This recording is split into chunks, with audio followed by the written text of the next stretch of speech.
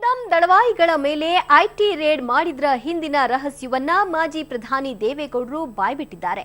ಹಳೆ ಸೇಡು ತೀರಿಸಿಕೊಳ್ಳಲು ಹೀಗೆ ಹೊಸ ರೇಡಿನ ನಾಟಕ ಆಡಿದ್ದಾರೆ ಅನ್ನೋದು ಈಗ ಹೊರಬಿದ್ದಿರೋ ವಿಷಯ ನೋಡಿ.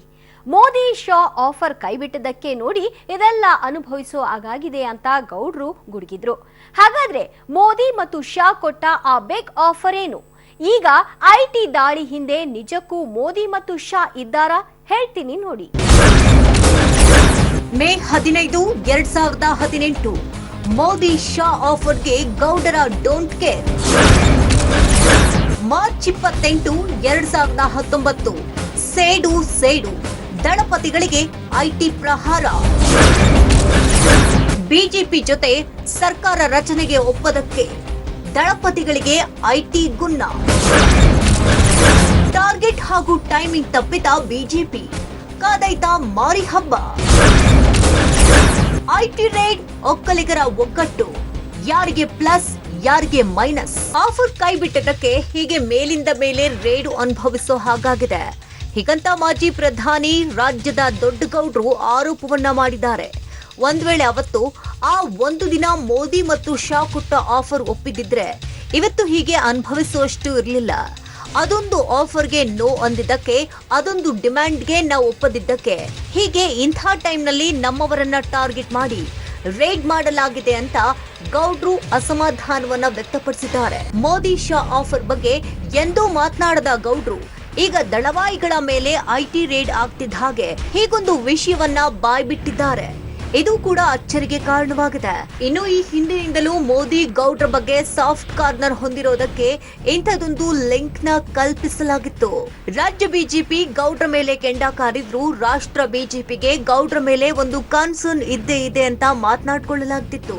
ಅಲ್ಲದೆ ಕೇಂದ್ರ ಬಿಜೆಪಿ ಗೌಡ್ರು ಹೂ ಅಂದ್ರೆ ಸಾಕು ಅವರೊಂದಿಗೆ ಕೈ ಜೋಡಿಸೋಕೆ ರೆಡಿ ಇದೆ ಅನ್ನೋ ಮಾತು ಕೂಡ ಕೇಳ್ಬರ್ತಿತ್ತು. ಆದ್ರೆ ಮೋದಿಗೆ ಇಂಟ್ರೆಸ್ಟ್ ಇದ್ರೂ ಕೂಡ ಗೌಡ್ರಿಗೆ ಯಾಕೋ ಮನ್ಸಿಲ್ಲ ಅನ್ನೋ ಮಾತು ಕೂಡ ಕೇಳ್ಬರ್ತಿತ್ತು. ಆದ್ರೂ ಮೋದಿ ಮತ್ತು ಶಾ ಮಾತ್ರ ಆಫರ್ ಕೊಡೋದನ್ನ ನಿಲ್ಸಿರ್ಲಿಲ್ಲ ಅಂತಾರೆ. ಮೊದಲು ಅವರೇ ಕಚ್ಚಾಡ್ಕೊಂಡು ಕಿತ್ತೋಗ್ತಾರೆ ಅಂತ ಭಾವಿಸಿದ್ದವರಿಗೆ ಕಳೆದ ಉಪ ಲೋಕಸಭಾ ಚುನಾವಣೆಯಲ್ಲಿ ಗೌಡ್ರು ಸಿದ್ದು ಒಟ್ಟಿಗೆ ಕೂತು ಗುಟ್ರು ಹಾಕಿದ್ರು. ಇದರಿಂದ ಕೆಂಡಾಮಂಡಲವಾಗಿದ್ದ ಬಿಜೆಪಿ ಮುಂದೈತೆ ಮಾರಿ ಹಬ್ಬ ಅಂದಿತ್ತೋ ಏನೋ.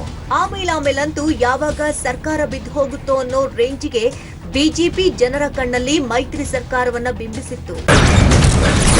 6 ಕೇರಿಲ್ಲ 3 ಕಿಳಿಲಿಲ್ಲ.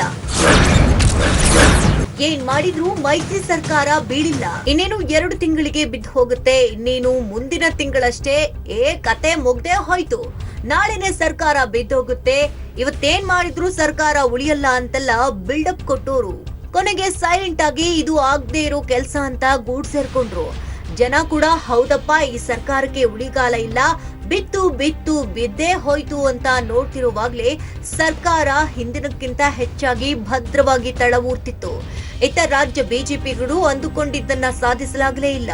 ಕೊನೆಗೆ ಆಪರೇಷನ್ ಕಮಲ ಬಟ ಬಯಲಾಗಿ ಹಾಗೆ ಸೈಲೆಂಟ್ ಆಗ್ಬಿಟ್ರು. ಇತ್ತ ರಾಜ್ಯ ಬಿಜೆಪಿ ಹೀಗೆ ಸರ್ಕಾರ ಉಳಿಸೋಕ್ ಹೋಗಿ ಮೇಲಿಂದ ಮೇಲೆ ಫೇಲ್ಯೂರ್ ಆಗ್ತಿದ್ರೆ ಒಳಗೆ ಕೇಂದ್ರ ಬಿಜೆಪಿ ಮಾತ್ರ ಬೇರೆಯದ್ದೇ ಸ್ಕೆಚ್ ಹಾಕ್ತಿತ್ತಂತೆ. ಕುಮಾರಣ್ಣಗೆ ಮೇಲಿಂದ ಮೇಲೆ ಆಫರ್ ಕೊಡ್ತಿತ್ತಂತೆ. ಆದ್ರೆ ಸಿಎಂ ಮಾತ್ರ ನೋ ವೇ, ಚಾನ್ಸೇ ಇಲ್ಲ ಅಂತಿದ್ರಂತೆ.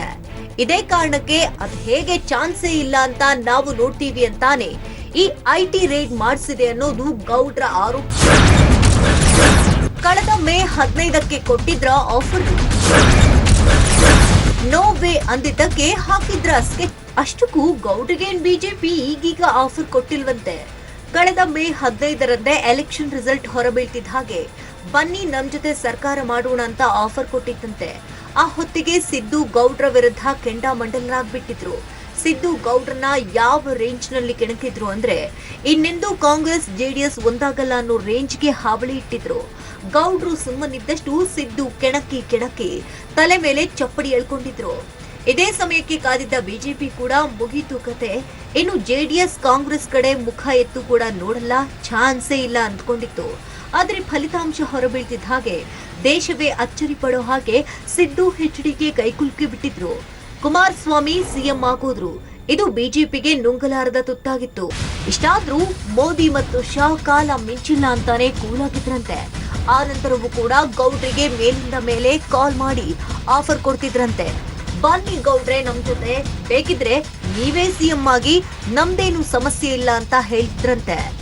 ಆದ್ರೆ ಗೌಡ್ರು ಮಾತ್ರ ಜಾತ್ಯತೀತತೆಯಲ್ಲಿ ನಂಬಿಕೆ ಇಟ್ಟಿದ್ದ ಕಾರಣ ತಾವು ಹೂ ಅನ್ಲಿಲ್ಲ, ಮಗನಿಗೂ ಹೂ ಅನ್ನೋಕೆ ಬಿಟ್ಟಿಲ್ವಂತೆ. ಅಲ್ಲದೆ ಅಮಿತ್ ಶಾ ಖುದ್ದು ಭೇಟಿ ಮಾಡೋಕೆ ಬಯಸಿದ್ರಂತೆ. ಆದ್ರೆ ಗೌಡ್ರು ಅದನ್ನ ನಿರಾಕರಿಸಿದ್ದಕ್ಕೆ ಇವತ್ತು ದಾಳಿಯ ಪರಿಣಾಮ ಎದುರಿಸಬೇಕಿದೆ ಎಂದಿದ್ದಾರೆ. ಐಟಿ ದಾಳಿಗೆ ಕಾರಣವಾಗ್ಬಿಟ್ಟ ಮುಂಬೈ ಡೀಲು. ಮೂಟೆ ಹಣ ಮುಟ್ಟದಿದ್ದಕ್ಕೆ ಎಚ್ಡಿಕೆಗೆ ಎದುರಾಯ್ತ ಸವಾಲು. ಅವತ್ತು ಮುಂಬೈ ಡೀಲು ಒಪ್ಕೊಂಡಿದ್ರೆ ಇವತ್ತು ಹೀಗೆ ನಮ್ ಪಟಾಲಂ ಯಾರು ಕೂಡ ಐಟಿ ರೇಡ್ ಎದುರಿಸಬೇಕಾಗಿ ಬರ್ತಿರ್ಲಿಲ್ಲ. ಅವತ್ತು ನನ್ನ ಮಗ ಅವರು ಕರೆದಲ್ಲಿಗೆ ಹೋಗಿ ಅವರು ತಂದಿಟ್ಟಿದ್ದ ಮೂಟೆ ಹಣ ಮುಟ್ಟಿದ್ರೆ ಇವತ್ತು ಅವರು ಜೆಡಿಎಸ್ ಅನ್ನೇ ಟಾರ್ಗೆಟ್ ಮಾಡಿ ಐಟಿ ರೇಡ್ ಮಾಡಿಸ್ತಾ ಇರಲಿಲ್ಲ. ಎಲ್ಲವೂ ಪ್ರೀ ಪ್ಲಾನ್, ಎಲ್ಲವೂ ಚಿತಾವಣೆ ಅಂತಾನೆ ಗೌಡ್ರು ಹುಡುಗಿದ್ದಾರೆ. ಮುಂಬೈ ಡೀಲು ಒಪ್ಪದಿದ್ದಕ್ಕೆ ಕುಮಾರಸ್ವಾಮಿ ಪಟಾಲಂಗೆ ಈ ಪರಿ ಸಂಕಷ್ಟವಂತೆ. ಮೂಟೆ ಮೂಟೆ ಹಣ ಮುಟ್ಟದಿದ್ದಕ್ಕೆ ಈ ಪರಿ ಐಟಿ ರೇಡ್ ಅಂತೆ. ಮೋದಿ ಮತ್ತು ಶಾ ಆಫರ್ ಒಪ್ಪದಿದ್ದಕ್ಕೆ ದಳವಾಯಿಗಳು ಹಳೆ ಮೈಸೂರು ಭಾಗವೆಲ್ಲ ಟಾರ್ಗೆಟ್ ಅಂತೆ. ಹೀಗಂತ ಖುದ್ದು ಗೌಡ್ರೆ ಗರಂ ಆಗಿದ್ದಾರೆ. ಹಾಗಾದ್ರೆ ಮುಂಬೈ ಡೀಲು ಯಾವುದು? ಮೂಟೆ ಮೂಟೆ ಹಣ ತಂದಿಟ್ಟೋರು ಯಾರು? ಹೇಳ್ತೀನಿ ನೋಡಿ. ಆ ಮುಂಬೈ ಡೀಲು, ಈ ಐಟಿ ರೇಡು ಇದ್ಯಾ ಏನಾದ್ರೂ ಲಿಂಕು? ಮೂಟೆ ಮೂಟೆ ಹಣ, ಎಚ್ಡಿಕೆ ನೆಗ್ಲೆಕ್ಟ್ ಇದ್ಯಾ ಯಾವುದಾದ್ರೂ ಕನೆಕ್ಷನ್? ಮಾಜಿ ಪ್ರಧಾನಿ ದೇವೇಗೌಡರ ಈ ಮಾತು ಕೇಳಿದ್ರೆ ಹೀಗೊಂದು ಅನುಮಾನ ಹುಟ್ಟೋದ್ರಲ್ಲಿ ಡೌಟೇ ಇಲ್ಲ. ಅದರಲ್ಲೂ ಗೌಡ್ರೆ ಹೀಗೆ ಹೇಳ್ತಿದ್ದಾರಂದ್ರೆ ಅದನ್ನ ತೆಗೆದು ಹಾಕೋ ಹಾಗೂ ಇಲ್ಲ. ಹಾಗಾದ್ರೆ ಇವತ್ತು ಇಷ್ಟಲ್ಲ, ಅದು ದಳಪತಿಗಳ ಪಟಾಲಂ ಮೇಲಿಗೆ ಐಟಿ ರೇಡ್ ಆಗಿರೋದನ್ನ ನೋಡಿದ್ರೆ ನಿಜಕ್ಕೂ ಈ ಐಟಿ ರೇಡ್ಗೂ ಮುಂಬೈ ಡೀಲ್ಗೂ ಏನಾದ್ರೂ ಲಿಂಕ್ ಇದೆಯಾ ಅನ್ನುವಂತಹ ಪ್ರಶ್ನೆ ಕಾಡುತ್ತೆ. ಹೀಗೆ ಪ್ರಶ್ನೆ ಕಾಡೋಕೆ ಕಾರಣವೇ ಆ ಮುಂಬೈ ಡೀಲು. ಹಾಗಾದ್ರೆ ಯಾವುದದು ಮುಂಬೈ ಡೀಲು ಅಂತೀರಾ? ನೋಡೋಣ ಬನ್ನಿ. ಕಳೆದ ವರ್ಷವಷ್ಟೇ ಬಿಜೆಪಿ ಗೌಡ್ರಿಗೆ ತಮ್ಮ ಜೊತೆ ಸರ್ಕಾರ ರಚನೆ ಮಾಡಿ ಬನ್ನಿ ಅಂತ ಆಫರ್ ಕೊಟ್ಟಿತ್ತಂತೆ. ಅದನ್ನ ಒಪ್ಪದಿದ್ದಕ್ಕೆ ಮೇಲಿಂದ ಮೇಲೆ ಸರ್ಕಾರ ಉರುಳಿಸುವಂತಹ ಪ್ಲಾನ್ ಮಾಡಿತ್ತಂತೆ. ಇನ್ನು ಉಪಲೋಕ ಚುನಾವಣೆಯಲ್ಲೂ ಮೈತ್ರಿ ಸಂಬಂಧ ಗಟ್ಟಿ ಆಗಿದ್ದನ್ನ ನೋಡಿ ನೇರ ಮುಂಬೈ ಡೀಲ್ಗೆ ಬಿಜೆಪಿ ಕೈ ಹಾಕಿತ್ತಂತೆ. ಕೈ ಪಕ್ಷದೊಂದಿಗಿನ ಸಂಬಂಧವನ್ನ ಗಳಿಸೋಕೆ ಅಂತಾನೆ ಮುಂಬೈನಲ್ಲಿ ಡೀಲ್ ಕುದುರಿಸೋಕೆ ಮುಂದಾಗಿತ್ತಂತೆ. ಇನ್ನು ಇದು ಅಂತೆ ಕಂತೆಯ ಕಥೆ ಅಲ್ಲ ಸ್ವಾಮಿ, ಖುದ್ದು ಮಾಜಿ ಪ್ರಧಾನಿ ದೇವೇಗೌಡರು ಬಾಯ್ ಬಿಟ್ಟಿರುವಂತಹ ಸ್ಫೋಟಕ ವಿಷಯ. ಅಷ್ಟಕ್ಕೂ ಮುಂಬೈ ಡೀಲ್ ಬಗ್ಗೆ ಗೌಡ್ರು ಹೇಳಿದ ಮಾತುಗಳೇನು ಅನ್ನೋದನ್ನ ನೀವೇ ಕೇಳಿ. ಮುಂಬೈ ಡೀಲು, ಐಟಿ ರೇಡು, ಗೌಡ್ರು ಹೇಳಿದ್ದೇನು? ಬುಧವಾರ ರಾತ್ರಿ 380 ಆದಾಯ ತೆರಿಗೆ ಅಧಿಕಾರಿಗಳು ಸಿಆರ್ಪಿಎಫ್ ಸಹಕಾರದಿಂದ ಬೆಂಗಳೂರಿಗೆ ಬಂದ್ರು. ಅವರು ಹಾಸನ ಮತ್ತು ಮಂಡ್ಯವನ್ನಷ್ಟೇ ಆಯ್ಕೆ ಮಾಡಿಕೊಂಡು ದಾಳಿ ನಡೆಸಿದ್ರು. ಇದರ ಹಿಂದೆ ಒಂದು ಇತಿಹಾಸವೇ ಇದೆ. ಈ ಚುನಾವಣೆಗೂ ಮುನ್ನ ಕುಮಾರಸ್ವಾಮಿ ಅವರನ್ನ ಓಲೈಸಿ ಸರ್ಕಾರ ರಚನೆ ಮಾಡಲು ಬಿಜೆಪಿ ಯತ್ನಿಸಿತ್ತು. ಜೆಡಿಎಸ್ ಖರ್ಚಿಗಾಗಿ ಭಾರೀ ಪ್ರಮಾಣದ ಹಣದ ಆಮಿಷವನ್ನ ಬಿಜೆಪಿ ಒಡ್ಡಿತ್ತು. ಮುಂಬೈಗೆ ಕುಮಾರಸ್ವಾಮಿ ಅವರಿಗೆ ಬರಹೇಳಿ ಹಣವನ್ನ ತೆಗೆದಿರಿಸಿತ್ತು. ಆದ್ರೆ ಕುಮಾರಸ್ವಾಮಿ ಅದಕ್ಕೆ ಬಗ್ಗಲಿಲ್ಲ. ನಂತರ ಅಮಿತ್ ಶಾ ಅವರು ದಿಲ್ಲಿಯಲ್ಲಿ ನನ್ನನ್ನ ಭೇಟಿ ಮಾಡಲು ಯತ್ನಿಸಿದ್ರು. ಆದ್ರೆ ನಾನು ಅದಕ್ಕೆ ನಿರಾಕರಿಸಿದೆ. ಅದಕ್ಕೆಂದೇ ಹಾಸನ ಮತ್ತು ಮಂಡ್ಯದಲ್ಲಿ ಐಟಿ ದಾಳಿ ನಡೆಸಲಾಗಿದೆ. ಹೀಗಂತ ಖುದ್ದು ಮಾಜಿ ಪ್ರಧಾನಿ ದೇವೇಗೌಡರು ಆರೋಪಿಸಿದ್ದಾರೆ. ಸಚಿವ ರೇವಣ್ಣನ ಆಪ್ತ ಹಾಸನ ಜಿಲ್ಲೆಯ ಅರಕಲಗೂಡು ತಾಲೂಕಿನ ಗುತ್ತಿಗೆದಾರ ಶಿವಮೂರ್ತಿ ಮನೆ ಮೇಲೆ ದಂಡೆತ್ತಿ ಬಂದಂತಹ ಐಟಿ ಅಧಿಕಾರಿಗಳು ದಿನವಿಡೀ ತಲಾಶ್ ನಡೆಸಿ ಕೊನೆಗೆ ಏನೂ ಸಿಗದೆ ತಪ್ಪಾಯಿತು ಸ್ವಾಮಿ ಕ್ಷಮಿಸಿಬಿಡಿ ಅಂತ ಹೇಳಿ ಕಾಲ್ ಕಿತ್ತಿದ್ದಾರೆ. ನಮ್ಮ ಮನೆಯಲ್ಲಿ ಬೆಳಗ್ಗೆನೆ 6 ಗಂಟೆಗೆ ಇನ್ಕಮ್ ಟ್ಯಾಕ್ಸ್ ನಮ್ಮ ಮನೆಗೆ ರೈಡ್ ಮಾಡಿದ್ದು. ಅವರು ನಾನು ಸಾಮಾನ್ಯ ಸಣ್ಣ ಗುತ್ತಿಗೆದಾರನಾಗಿದ್ದು ನಮ್ಮಲ್ಲಿ ಯಾವುದೇ ವಹಿವಾಟನ್ನು ಕಾನೂನುಬದ್ಧ ರೀತಿಯಲ್ಲೇ ನಡೆಸಿಕೊಂಡು ಬರ್ತಿದ್ದೆ. ಯಾವುದೇ ರೀತಿ ನಾನು ಯಾವುದೇ ಸರ್ಕಾರಕ್ಕೆ ತೆರಿಗೆ ವಿಚಾರದಲ್ಲಿ ವಂಚನೆ ಮಾಡದೆ ಎಲ್ಲವನ್ನು ಕಾನೂನು ಬದ್ಧತೆಯಲ್ಲಿ ನಡ್ಕೊಂಡು ಹೋಗಿದ್ದೆ. ಆದರೆ ದುರುದ್ದೇಶದಿಂದ ರಾಜಕೀಯ ಪ್ರೇರಿತವಾಗಿ ಉದ್ದೇಶಪೂರ್ವಕವಾಗಿ ಬೆಳಗ್ಗೆ 6 ಗಂಟೆಯಿಂದ ಸಂಜೆ 4 ಗಂಟೆಯವರೆಗೆ ಬಂದು ನಮ್ಮನ್ನು ಮಾನಸಿಕವಾದ ಹಿಂಸೆ ಕೊಟ್ಟು ಏನೋ ನಮ್ಮಲ್ಲಿ ದುರುದ್ದೇಶ ಇಟ್ಕೊಂಡು ನಮಗೆ ಮಾನಸಿಕ ಹಿಂಸೆ ಕೊಟ್ಟು ತನಿಖೆ ಮಾಡಿ ಹೋಗಿದ್ದಾರೆ. ಬಟ್ ಯಾವುದೇ ರೀತಿ ಎಲ್ಲ ದಾಖಲೆಗಳು ಸರಿಪಡಿಸಿದ್ದು ಕೊನೆಗೆ ಹೋಗ್ಬೇಕಾದ್ರೆ ನಾವು ಬಂದಿದ್ದು ತಪ್ಪು ಸಾರಿ ಅಂತ ಕೇಳ್ಕೊಂಡು ಹೋದ್ರು. ಹೋಗ್ಬೇಕಾದ್ರೆ ನಾವು ಎಲ್ಲವನ್ನೂ ಸರಿಬದ್ಧವಾಗಿ ಕಾನೂನುಬದ್ಧವಾಗಿ ಪೇಪರ್ನ ರೆಕಾರ್ಡ್ ಬದ್ಧವಾಗಿ ಇಟ್ಟಿದ್ದೀವಿ. ಅಧಿಕಾರಿಗಳು ನಿಜಕ್ಕೂ ಬಿಜೆಪಿಯ ಪ್ರೇರಣೆಯಿಂದ ಮಾಡಿದ್ರೋ ಅಥವಾ ಅವರಾಗೆ ದಾಳಿ ಮಾಡಿದ್ರೋ ಏನೋ. ಆದ್ರೆ ಐಟಿ ದಾಳಿಯ ಟಾರ್ಗೆಟ್ ಮತ್ತು ಟೈಮ್ ಮಾತ್ರ ಬಿಜೆಪಿಗೆ ಮುಳುವಾಗೋದಂತೂ ಪಕ್ಕಾ ಎನ್ನಲಾಗ್ತದೆ. ಯಾವ ಸೇಡಿಗೆ ಬಿಜೆಪಿ ಐಟಿ ರೇಡ್ ಮಾಡಿಸ್ತೋ ಏನೋ. ಆದ್ರೆ ಸದ್ಯ ಈಗ ಐಟಿ ಇಲಾಖೆ ಒಂದು ವೇಳೆ ನಿಯತ್ತಾಗಿ ರೈಡ್ ಮಾಡಿದ್ರು ಈಗ ಅದು ಬಿಜೆಪಿಗೆ ಭಾರಿ ಹೊಡೆತವೇ ಕೊಡಲಿದೆ ಅನ್ನೋ ಮಾತು ಕೇಳ್ಬರ್ತಿದೆ.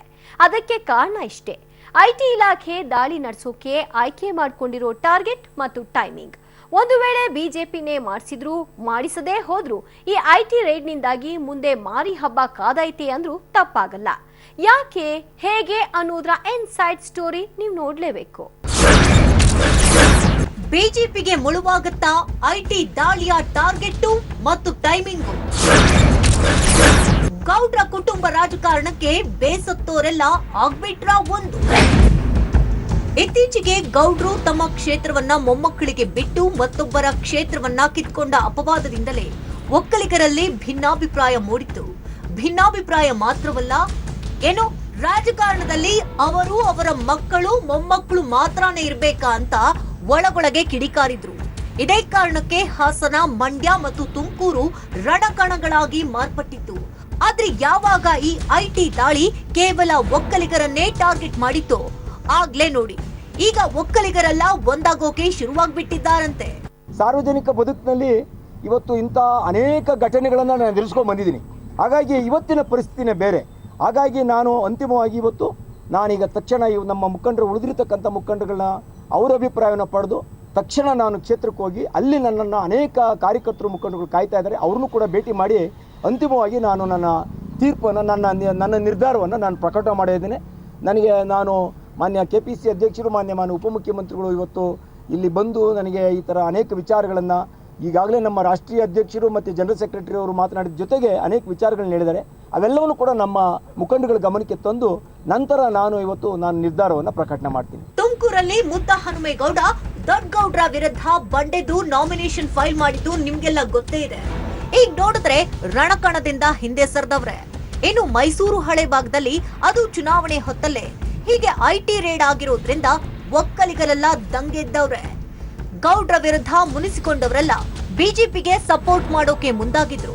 ಆದ್ರೆ ಐಟಿ ದಾಳಿ, ಇದರ ಹಿಂದೆ ಬಿಜೆಪಿ ಪಿತೂರಿ ಅನ್ನೋ ಮಾತೆಲ್ಲ ಕೇಳಿ ಒಕ್ಕಲಿಗರನ್ನೇ ಟಾರ್ಗೆಟ್ ಮಾಡ್ತಾರಾ ಅವರು ಅಂತ ಮತ್ತೆ ಗೌಡ್ರ ಪಾಳೆಯವನ್ನ ಸೇರಲು ಮುಂದಾಗವ್ರಂತೆ. ಅಶೋಕ್ ಇಟ್ಟಾಗ ನಾನು ಇಟ್ಟಿದ್ದೀನ. ಅಶೋಕ್ ಎಲ್ಲೆಲ್ಲಿ ಲೂಟಿ ಹೊಡೆದವ್ರು ಬೇಕೇನ್ರಿ? ಇದು BMTC ಹರಾಜಾಕಿಟ್ರು. 1000 ಕೋಟಿ ಡೆಪಾಸಿಟ್ ಇಟ್ಟಿದ್ದಾರೆ ನಾನು ಮುಖ್ಯಮಂತ್ರಿಯಿಂದ ಹಿಡಿಬೇಕಾದ್ರೆ. ಸಾಲಕ್ಕೆ ತಂದಿದ್ದು ಯಾರ್ರಿ ಅಲ್ಲಿ BMTCನ? ನಾನು ತಂದ. ಇದೇ ಅಶೋಕ್ ಲೂಟಿ ಹೊಡೆದು ಮಾಡಿರೋದು.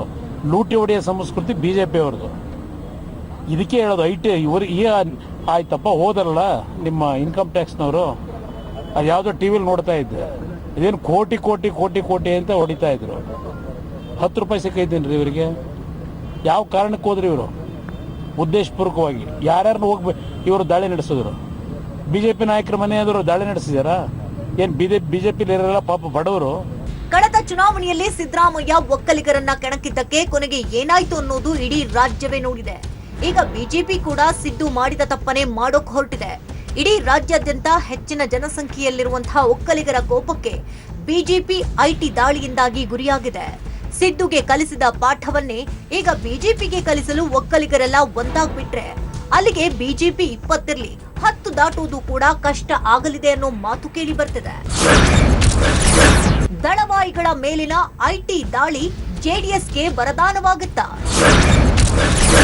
ಬಿಜೆಪಿ ಏನೋ ಮಾಡು ಮೈ ಮೇಲೆ ಎಳ್ಕೊಳ್ತಾ, ಅಯ್ಯೋ ನಮ್ಮನ್ನೇ ಟಾರ್ಗೆಟ್ ಮಾಡಲಾಗ್ತಿದೆ, ಬೇಕಂತಾನೆ ನಮ್ಮವರ ಮೇಲೆ ದಾಳಿ ನಡೆಸ್ತಾ ಇದ್ದಾರೆ, ಅಯ್ಯಯ್ಯೋ ಅನ್ಯಾಯ ಅಂತ ಸಿಎಂ ಆದಿಯಿಂದ ಎಲ್ಲಾ ಶಾಸಕ ಸಚಿವರು ಬೀದಿಲಿ ನಿಂತು ಪ್ರತಿಭಟನೆ ನಡೆಸಿದ್ರು.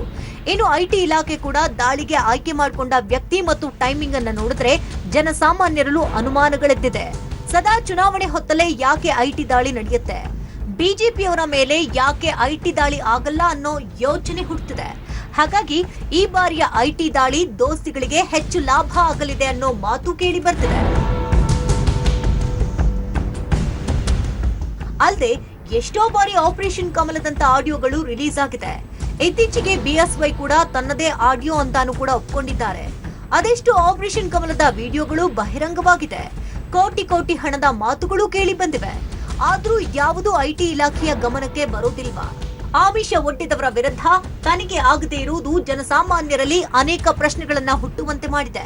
ಹಾಗಾಗಿ ಈ ಬಾರಿಯ ಐಟಿ ದಾಳಿ ಬಿಜೆಪಿಗೆ ಮೈನಸ್ಸೋ, ದೋಸ್ತಿಗಳಿಗೆ ಪ್ಲಸ್ಸೋ ಅಥವಾ ದೋಸ್ತಿಗಳಿಗೆ ಕುತ್ತೋ, ಬಿಜೆಪಿಗೆ ಹಬ್ಬನೋ ಎಲ್ಲವೂ ಚುನಾವಣೆಯ ನಂತರ ಬಟ ಬಯಲಾಗಲಿದೆ.